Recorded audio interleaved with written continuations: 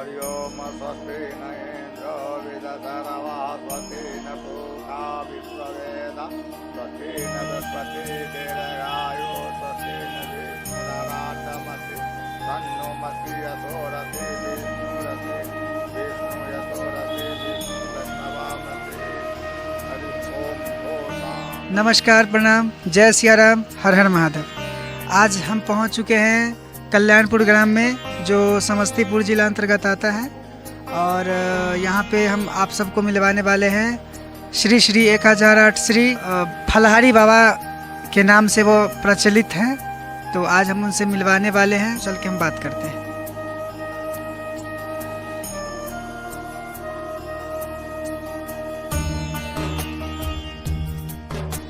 आज हम काफ़ी विचलित थे, सोच रहे थे कि क्या करें, तो सोचा कि चल के आज गुरुदेव से मिलते हैं। इसी बहाने उनके बारे में कुछ जानकारी ग्रहण किया जाए और कुछ उन पर एक व्लॉग्स वीडियो बनाया जाए, ताकि हमारे जो व्यूवर्स हैं, हमारे जो फॉलोवर्स हैं, उन तक पहुंच सके। जय सिया राम। जय सिया राम, जय सिया राम। तो हमारा क्वेश्चन आंसर करना सही नहीं होगा, फिर भी हम आपसे पूछना चाहेंगे कि आपका ओरिजिनल नाम क्या है? कमलाकांत शरण जी। आपके माता पिता का नाम?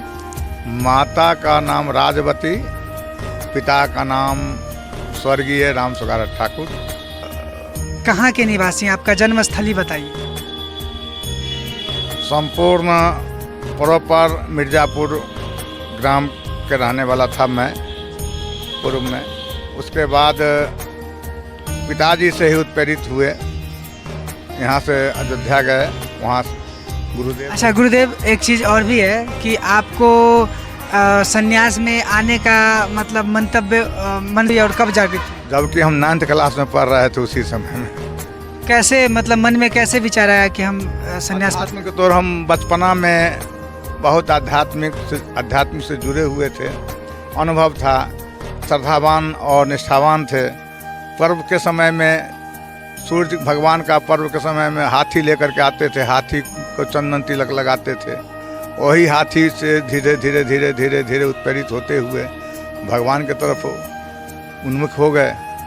तो आप कहाँ से दीक्षित हैं? दीक्षित सदगुरु सदन गोलाघाट से हुए। तो कहाँ पे पड़ता है? ये अयोध्या, ये गोलाघाट ही है अयोध्या में। ये लक्ष्मण किला अयोध्या और दुनिया घाट सब सरयू किनारे में। अच्छा, जब आपकी मनसा हुई, जब आप चाहे कि हम अयोध्या जाके दीक्षित हों, तो आपने इसका जिक्र अपने पिता से किया था? पिताजी से जिक्र किया और पिताजी ही किसी संत के द्वारा भेज दिए थे। अच्छा, मतलब सदगुरु सदन में दीक्षा लिए। श्री श्री अनंत श्री स्वामी श्री 1008 श्री सियाराम शरण जी महाराज से लिए। 1975 में दीक्षित हम हुए थे। वह साकेतवास हैं, शरीर उनका त्याग है, साकेतवासी हो गए हमारे गुरुदेव। 80 में शरीर त्याग कर दिए थे। उससे पहले उनकी सेवा में हम लगे हुए थे। अगर कोई दीक्षित है, गुरु दीक्षा ले रखे हैं, तो वो शादी कर सकते हैं, यानी गृहस्थ आश्रम में वो जा सकते हैं। आपने ऐसा क्यों नहीं किया? सबसे पहले अपने अपने लोगों का सोच होता है। हमारा सोच शादी विवाह के पक्ष में शुरू से ही नहीं रहा। शुरू से मैं एक कट्टरपंथी कहा जाए, एक ही पक्ष में रहे, प्रवृत्ति और निवृत्ति। चूँकि प्रवृत्ति मार्ग में सबको लेकर चलना पड़ता है। अब समाज, परिवार, दुनियादारी, कर कुटुंब, रिश्तेदार, सबको साथ लेकर चलना पड़ता है। तो गोस्वामी जी कहते हैं कि दोनों हो एक संग भुआलू, हाँ सब ठठाए फुलाव हो गालू। यदि दो कबूतर एक साथ है और दोनों को हम पकड़ना चाहेंगे तो दोनों के दोनों उड़ जाएगा।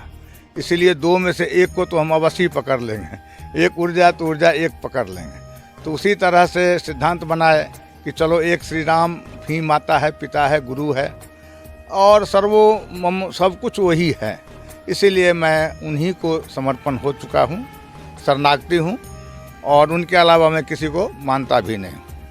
और माना हूँ सब ही राम के नाते, यदि मानते भी है तो उन्हीं के नाते मानते हैं। आपका रहना ये कहाँ पे होता है? 3 महीना जनकपुर में रहते हैं, 3 महीना वृंदावन की तरफ रहते हैं, 3 महीना अयोध्या में रहते हैं और 3 महीना भरमनशील रहते हैं। कहाँ पे होता है उस जगह का ये नाम? मिथिलांचल में होता है, कल्याणपुर ब्लॉक कालाजार परिषद में होता है। अच्छा, जो समस्तीपुर जिला अंतर्गत आता है। हाँ, समस्तीपुर जिला अंतर्गत कल्याणपुर थाना, कल्याणपुर पोस्ट ब्लॉक सब उसी के अंदर। नवंबर और दिसंबर के अंतर्गत विवाह पंचमी के लिए हम लोग तैयारी उसी समय से करते रहते हैं। गुरु पूर्णिमा से प्रारंभ करते हैं, उसके बाद विवाह पंचमी हम लोग बड़े धूमधाम से मनाते हैं। अगर कोई दीक्षित हो गए हैं, तुलसी माला धारण कर लिए हैं, अगर वो भटक जाए या फिर गलती उनसे कुछ हो जाए जाने अनजाने में, संगति बुरी संगति में, तो क्या उनकी घर वापसी हो सकती है? प्रश्न उठता है कि गाड़ी एजेंसी से निकलती है और ठीक 24 घंटा के बाद एक्सीडेंट कर जाती है, तो फिर वह एजेंसी वाले उसको ठोक ठाक करके और उसको बिल्कुल तैयार करके फिर रोड में चला देते हैं। उसी तरह से यदि भटक गए तो फिर अपने घर में किसी समय भी भूले भटके आ सकते हैं। उनके लिए किसी प्रकार का हरकत नहीं। और मनुष्य का जीवन मिला है साधना के लिए, जो कहा गया है कि साधन धाम मोक्ष कर द्वारा पाई न जहीं परलोक सम्हारा।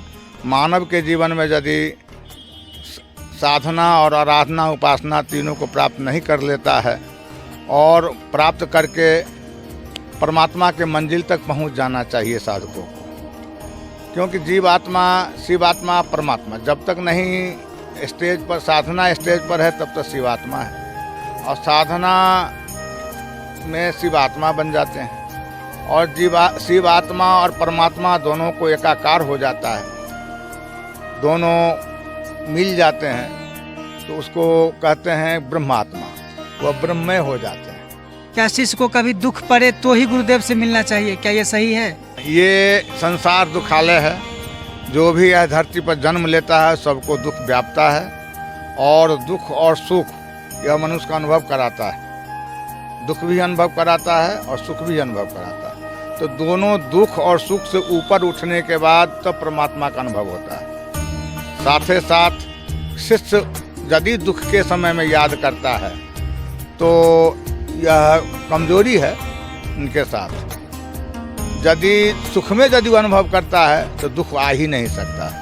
कहा गया है कि दुख में सुमरन सब करे, सुख में करे न कोई, और जो सुख में सुमरन करे तो दुख काहे को। सुख में निरंतर सुमरन करते हैं, गुरु महाराज का, हनुमान जी का नाम लेते हैं, क्योंकि ये लोग भेद समझ रहे हैं, पृथक पृथक देख रहे हैं कि गुरु अलग हैं, हनुमान जी अलग हैं, राम जी अलग हैं। लेकिन हमारे व्याकरण शास्त्र के दृष्टिकोण से कहा गया है कि ब्रह्म एक ही है, उनका नाम रूप लीला धाम।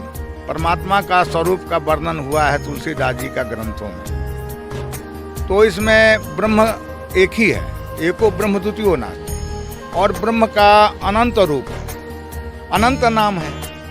तो कहीं शिव नाम से ब्रह्म पुकारे जाते हैं, कहीं हनुमान नाम से पुकारे जाते हैं, कहीं गुरु नाम से पुकारे जाते हैं, कहीं बराह नाम से पुकारे जाते हैं, कहीं सूर्य नाम से पुकारे जाते हैं, कहीं चंद्रमा नाम से पुकारे जाते हैं। एक लाइन में तुलसीदास जी ने लिखा है, इसी राम में सब जग जानी करो प्रणाम जो जुग पानी। सब में सीताराम का रूप दर्शन करो, जो रामा उपासक हैं, सीताराम उपासक हैं, वो सब में सीताराम का दर्शन करें। और भिन्न भिन्न जो के दृष्टिकोण से देख रहे हैं जी, गुरु अलग है, राम जी अलग है, हनुमान अलग है, शंकर अलग है, नहीं। भावना आत्मक भक्ति है, जिसमें भावना प्रधान है वही भक्ति में निपुण है। अब भावना में कमी है तो भक्ति उसकी अधूरी रह जाती है, क्योंकि बंदो श्रद्धा विश्वास रूप नौ अभ्याम बिना पसंती सिद्धा स्वांता अस्मिश्वरम। क्योंकि श्रद्धा का प्रतीक पार्वती है, विश्वास का स्वरूप भगवान शंकर है, और दोनों आपका हृदय रूपी मंदिर में विराजमान हैं। इसीलिए भक्ति भाव करने वाले भेदभाव नहीं रखते हैं, उस सब में परमात्मा का रूप दर्शन करते हैं। और साथ ही साथ कि सब एक ही है, एक सिक्का का दो पहलू होता है, एक राम है, एक हनुमान है, एक सिक्का का दो पहलू है, शंकर है या गणेश है। लेकिन ऐसी बातें नहीं है। गणेश का मतलब वेद में कहा है लाल वर्ण ब्रह्म है। हरि ओम गणानां त्वा गणपत गोंग हवामहे निधिनां त्वा निधिपत गोंग हवामहे प्रियानां त्वा प्रियापत गोंग हवामहे मम गर्भाधामः स्वस्ति। अर्थात लाल वर्ण ब्रह्म को विषय में जैसे चर्चा किया है वेद। ब्रह्म लाल भी है और वाल्मीकि महर्षि वाल्मीकि जी ने संकेत किया है कि ब्रह्म तो लाल है तो ब्रह्म श्वेत भी है। तो उन्होंने वाल्मीकि रामायण में लिखा है कि शुक्लाम वरम धरम देवम शशि वर्णम चतुर्भुजम प्रसन्या वदनम। ब्रह्म का शशि का आकार में ब्रह्म होते हैं, चंद्रमा का जैसा रूप है वैसे शुक्ल परमात्मा का स्वरूप है। शुक्लाम वरम धरम अर्थात श्वेत वर्ण परमात्मा का है। वेद पुराण और वाल्मीकि रामायण संकेत करता है कि ब्रह्म साकेत रूप में, ब्रह्म जो है परमात्मा वो साकेत श्वेत वर्ण है, वह श्वेत वर्ण से उनको वर्णित किया गया है। और गोस्वामी तुलसीदास जी कहते हैं नीलांबु श्यामल कोमलांग, परमात्मा का नील वर्ण है। हाँ, जैसे कि आकाश वर्ण है उसी तरह से परमात्मा का स्वरूप है। और उसके बाद एक मिथिला की सखी कहती है कि सरसों की कौली सिया ज्योति महान है तीसी फूल रंग दुल्हा। यानी भगवान श्री राम को मिथिलानी ने कहा है कि तीसी का फूल का रंग जो है वही रंग भगवान दुल्हा श्री राम जी का है, दुल्हा रूप में। तो ब्रह्म का अनंत रूप है, अनंत नाम है, अनंत महिमा है, अनंत कथाएं हैं, जिसका आज तक इति इति नौ इति वेद भी अंत नहीं कर पाया है। वेद भी उनकी चैत्र को चित्रण किया है, उनके चैत्र को महिमा को गाया ही है, इसलिए वेद में भी यही चर्चा है। तो युवा है जिन पर देश आधारित है, निर्धारित है, उस युवाओं के बारे में कुछ बताइए। सबसे पहली बात है जैसा खावे अन्न वैसा होवे मन।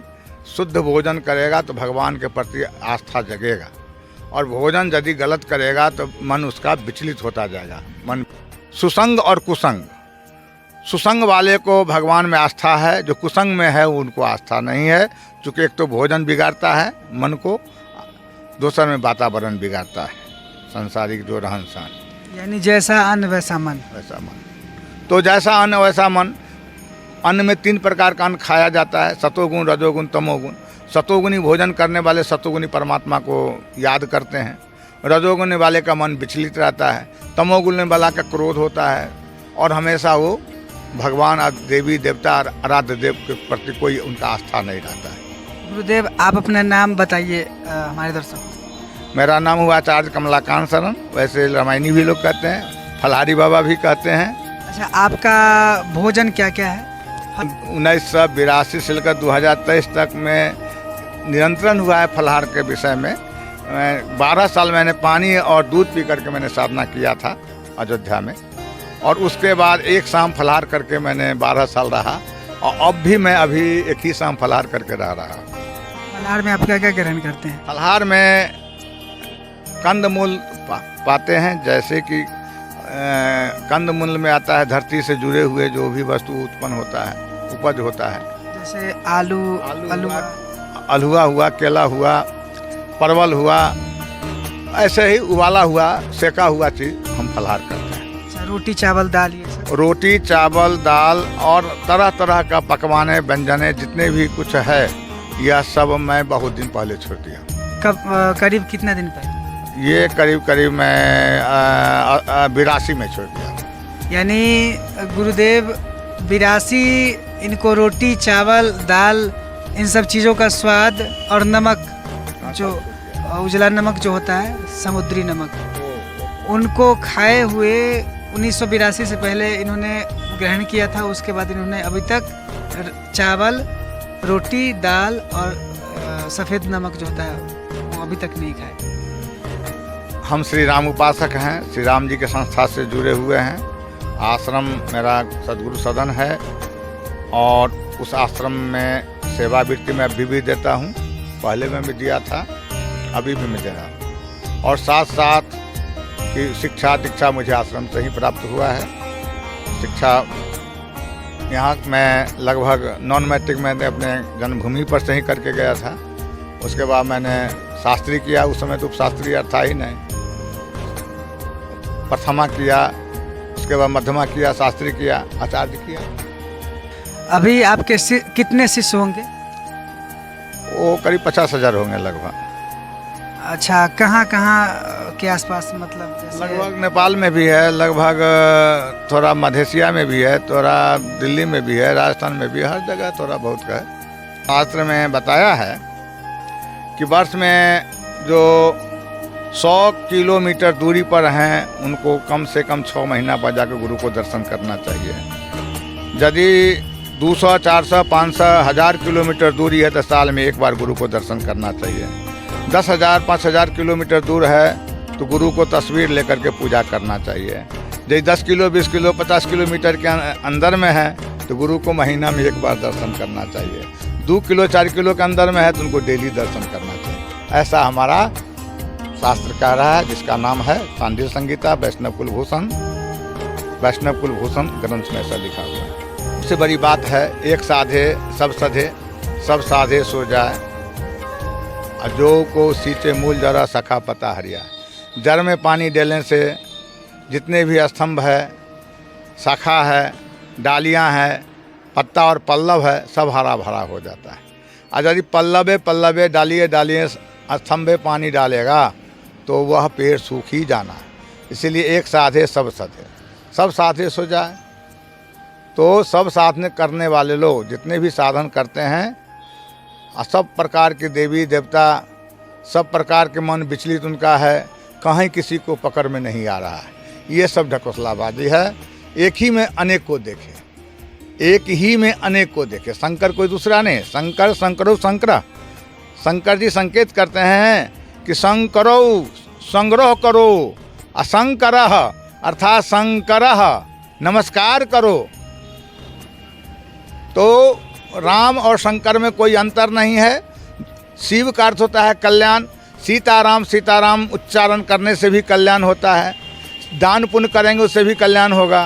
कीर्तन भजन करेंगे उससे भी कल्याण होगा। या परमार्थ करेंगे परोपकाराय पुण्याय पापाय परपीड़नम, उससे भी कल्याण होगा।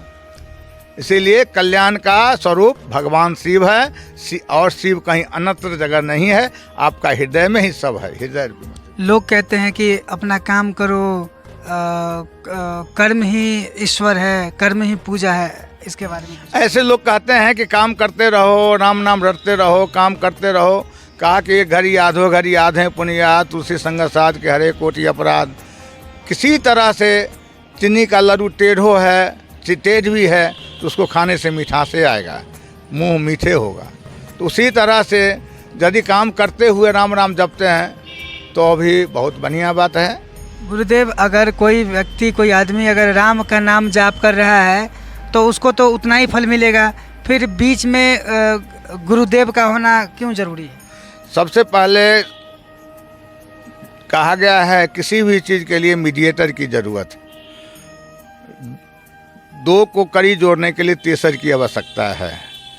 तो कहा गया है इसमें कि जीवात्मा और परमात्मा दोनों अलग अलग रास्ते से निकल रहे हैं, गुजर रहे हैं। बीच के कड़ी जोड़ने वाले महात्मा चाहिए। महात्मा ही सद्गुरु है, जो जीवात्मा और परमात्मा को दोनों को कनेक्शन एक जगह कर देते हैं। जो जीवात्मा परमात्मा को जान लेता है, वह जनाने वाला काम सद्गुरु ही करते हैं, जिनका नाम है मीडिएटर। कुछ लोगों का ये प्रश्न होता है कि अभी जो सोशल मीडिया पे एक बना हुआ है साधु महात्माओं के बारे में गलत धारणा फैलाना, उनके बारे में, उनके विषय में कुछ गलत बोलना, तो ये किन लोगों का काम है? सबसे बड़ी बात है कि भक्ति भाव भावांध की विषय, इसमें ज्ञान जो है वह उसमें आंखें होती है, और विरोध जहाँ होता है वहाँ विरोध में आँख होती है, और जहाँ प्रेम है तो आँखें चौपट हो जाती हैं। वहाँ भक्ति जो है सो प्रेम का प्रतीक है। भक्ति स्वतंत्र सकल गुण खानी, बिनु सत्संग नहीं पावै प्राणी। और अवगुण देखने वाले लोग जो हैं, किसी में अवगुण देखते हैं तो कलयुग का यह प्रभाव है। जे कलिकाल जे कहा है कि कलिकाल में वही आता है जो पाखंडी लोग हैं, गलत सलत लोग हैं। तो जिनकी रही भावना जैसी परमूरत देखे तिन तैसी, जिनकी जिस प्रकार की भावना अंदर से उपज होता है वैसे ही दुनिया को देखते हैं। इसीलिए दूर से देखने से, और गुण अवगुण जानत सबको ही जो जय भावनिक तय सोई। संसार में दोनों से बना हुआ है। जड़ चेतन गुण दोष में विस्किन्ह करतार, संत हंस गुण गाय पे परिहर बार विकार। जड़ और चेतन दोनों में विकार है। तो संत को चाहिए, भक्त को चाहिए कि हंस वाला स्वभाव बना लेना, गुण ले लेना, कि हंस जो है सो दूध पानी को मिला हुआ को दूध पी लेता, पान कर लेता है, पानी को विकार को छोड़ देता है। उसी तरह से कहीं भी अच्छाई ले लेना चाहिए, बुराई को छोड़ देना चाहिए। और कोई कहेगा जो हम शुद्ध है, गंगा जी में डुबकी लगा करके हम पवित्र बन गए, ऐसी बातें नहीं है। क्योंकि छित जल पावक गगन समीरा पंच रचित अधम शरीरा, ये 5 तत्व से शरीर बना हुआ है, जिसमें अग्नि तत्व है, जल तत्व है, हवा तत्व है, उसके बाद जो है सो धरती तत्व है, उसके बाद जो है सो ये 5 तत्व से यह शरीर, हवा तत्व, जल तत्व, अग्नि तत्व, पृथ्वी तत्व, ये सब 5 तत्व है। तो 5 तत्व से ही शरीर बना हो। छित जल पावक, छित का मतलब होता है धरती, पावक माने आग, जल माने जल, हाँ, अग्नि माने अग्नि, हवा माने हवा। ये 5 तत्व से यह शरीर का निर्माण हुआ है। इसमें सब प्रकार का गुण भी है और अवगुण भी है। हम अच्छाई ले लेंगे, बुराई छोड़ देंगे। धूम कुसंगत कारिक हो, ये लिखे हैं पुराण मंज में सोई। जो भावुक संत हैं, भावुक भक्त हैं, जिनको संपूर्ण वेद का ज्ञान है, संपूर्ण शास्त्र का ज्ञान है, जो अगाध हैं, वो तर्क में नहीं पढ़ते हैं, कुतर्क में नहीं जाते हैं। वो सबसे पहले शब्द पर विचार करते हैं। शब्दार्थ अनेका नाम, एक शब्द का अनंत अर्थ होता है। मूर्ख लोग को उतना समझ नहीं है, व्याकरण का ज्ञान नहीं है, इसीलिए उल्टा सीधा वो बकता रहता है। अपने अपने दायित्व है, गुरु अपने दायित्व को लेकर चले, शिष्य को अपने दायित्व बनता है। कुछ शिष्य लोगों का ऐसे मन में हो जाता है कि गुरु महाराज साल में एक बार आते ही है तो हमको जाना कोनो जरूरी है, ऐसी बात नहीं। जिम्मेवारी गुरु जी का है तो शिष्यों की जिम्मेवारी लेकर के चलना चाहिए। शिष्यों की जिम्मेवारी चाहिए कि हमें भी गुरु जी को देखभाल करना है। जैसे अपने माता पिता को देखभाल करते हैं, वैसे अपने गुरुदेव को भी देखभाल करना चाहिए। प्रत्येक दिन वैसे तो हम लोग अपने शिष्य को 2 ही माला का जप करने का नियम बताए, लेकिन हम लोग तो खुद 10,000 मंत्र गुरु मंत्र जप करते हैं, 10,000 हनुमान जी का मंत्र और 1.5 लाख तक श्री राम नाम का जप चलता रहता है।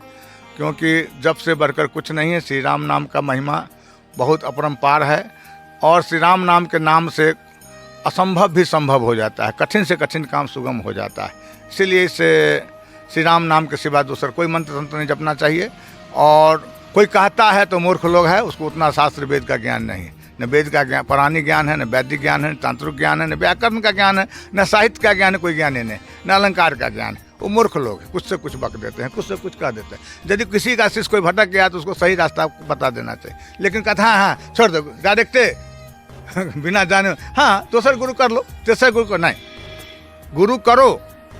ऐसे हमारा धर्मशास्त्र में कहा है कि शिव मंत्र लेने वाला राम मंत्र ले सकता है, गायत्री मंत्र लेने वाला राम मंत्र ले सकता है, भगवती मंत्र लेने वाला राम मंत्र ले सकता है, महामृत्युंजय मंत्र लेने वाला राम मंत्र ले सकता है। एवं प्रकार जितने मंत्र वाला है सब श्री राम मंत्र ले सकता है। लेकिन श्री राम महामंत्र लेने के बाद दूसरा मंत्र लेना बहुत बड़ा पाप है। यह लोमस रामायण में ऐसा लिखा हुआ है। जो देने वाला भी और लेने वाला दोनों जब तक ब्रह्मा चतुर्मुख रहेगा तब तक नरक से निकलना कठिन। जो रामायणी है, जो राम जी का मंत्र लिए हुए हैं, क्या वो शिव की पूजा कर सकते हैं? शिव का और राम का कोई भेद नहीं है। शिव माने कल्याण होता है, राम माने रमनते योगी, जस्मिन जसा ईते रामा। सब में रमन करने वाला का ही नाम राम है और रमन करने वाला ही कुछ करता है। नैनंग छिदंती शस्त्राणी नैनंग पावक दहती न च कलो दन्नोतपि न शोषयति मारुतः बसांस जीर्णानि यथा विहाय संजात नावानि देहि। अर्थात जैसे पुराना वस्त्र को लोग त्याग करके नवीन वस्त्र धारण करता है, उसी तरह से यह आत्मा अमर है, क्योंकि परमात्मा का अंश है। ईश्वर अंश जीव अविनाशी, चेतन अमर सह सुख राशि। ये परमात्मा का अंश जीवात्मा है, परमात्मा भी अविनाशी है, उसी अविनाशी का जीवात्मा भी अविनाशी है। जहाँ से यह जीवात्मा का अंश आया है उसी केंद्र में जाकर फिर ही मिलेगा गुरु के माध्यम से। माता पिता गुरु सेवा कियो और का सेवा कियो न कियो, जिन श्री राम का नाम लियो और का नाम लियो न लियो। हाँ, मातृदेवो भव, पितृदेवो भव, गुरुदेवो भव, आचार्य देवो भव, अतिथि देवो भव। ये 5 ही देवता है धरती पर। तो हमारे दर्शकों को मैं बता देना चाहता हूँ कि गलती जाने अनजाने में सबसे होता है, लेकिन जो गुरु के शरण में, जो परमात्मा के शरण में चला जाता है, परमात्मा और गुरु उसे अपने चरणों में स्थान देते हैं और उसे कृतार्थ करते हैं। इसलिए एक बार परमात्मा और गुरुदेव के चरण में झुककर देखना चाहिए।